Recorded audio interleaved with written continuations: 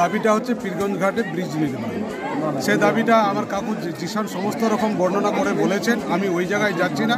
আমরা সকাল 8টা থেকে প্রায় 4টা বাজতে চলছে বা 4টা পেরিয়ে গেছে, এখনও পর্যন্ত জেলা পরিষদের যারা কর্তা ব্যক্তি বা সর্বাধীন প্রশাসনিক আধিকারিক ডিএম সাহেব যার অপেক্ষায় আমরা অবস্থান বিক্ষোভ করছি, তার কোনো মানে এখানে আসার বা তার প্রতিনিধি আসার কোনো রকম আমরা উত্তাপ দেখতে পাচ্ছি না। আমরা এখানকার সমস্ত জনসাধারণ, যত জনসাধারণ এখানে দেখছেন, এর থেকেও প্রায় কয়েক হাজার গুণ জনসাধারণ বাড়িতে এদিক থেকে আসতে শুরু করেছে। ইতিমধ্যে আমরা আরও কয়েক ঘন্টা অপেক্ষা করব। যদি না আসে তাহলে হয়তো আমাদের যে সংবিধানের যে রীতিনীতি সেটা যদি ভঙ্গ হয় তাহলে তার দায় দায়িত্ব প্রশাসনের।